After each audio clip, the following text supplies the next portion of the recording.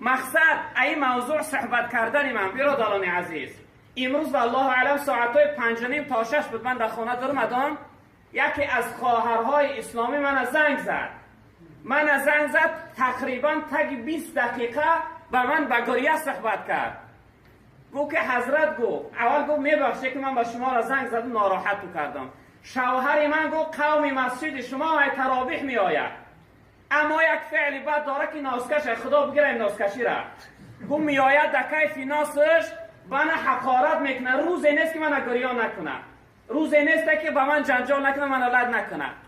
ازت خواهش میکنم که همونا را بفهمونه که ما را آوردن در جده خانه محکمه، خودمون تلخکف هستیم. او به شرایط آمده محکم شو کرده زندان برین به خاطر تو آمده است. او به طرح غلام نیست، او را نخریدهش. او حقوق آزاد داره، او بنده خدا های. از خدا بترسید در حق زنها جبر نکنه برادرای عزیز. و از پدرها هم شخصیت های کلانتر اکه هایی که دادرات و کیلنات همجا خوب اشیار باشه، خبرگیری کنه، گاه بپرسه کیلنا را جبرشو نکنن دادراتون. یک بار خواهر اختفی کرد که اگر خواهر تا یک انسان هم خیل کنه چند خز زورت میاد، چند خز سختت میرسه. دختر اختفی کرد که کما تدین و تدان، جناب پیغمبر گفتن چی رنگ قرض دادی هم خیل قرض میگیری. هر چیزی در حق دختری مردم کردی هم را در خودت میبینی.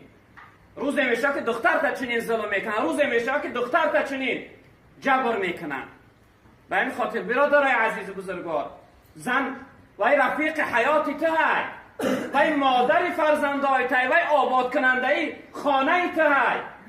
خانه میره طعام و تیار های، لباسات میشوه، جاگت گرم میکنه، همه وقت کنار تای.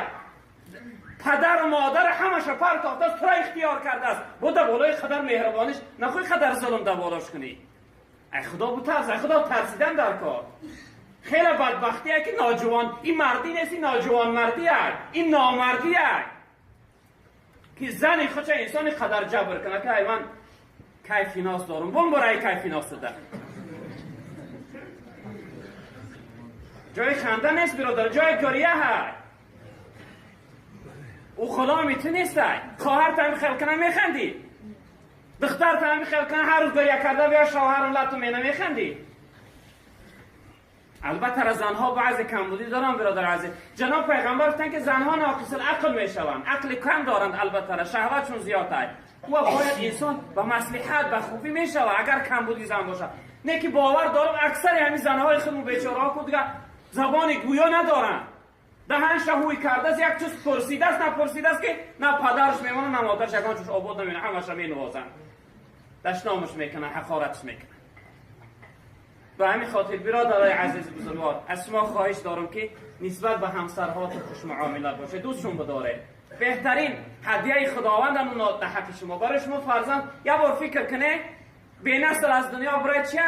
همون زنه که به طرف فرزند. همین قدر مردم اینجا جمعیه زنها به دنیا آمد، زن مادره، زن شخصیت یک جناب پیغمبر گفتن جنت در زیر قدم شد.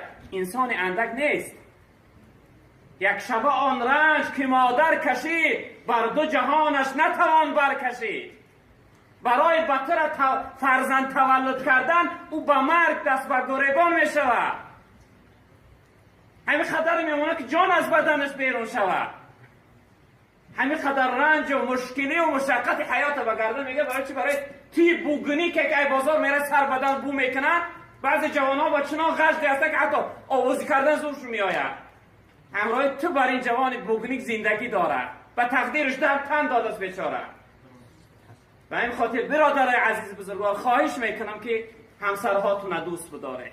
این مردی و جوان مردی نیست که او را حقارت کردن و گپ سخت بد گفتن.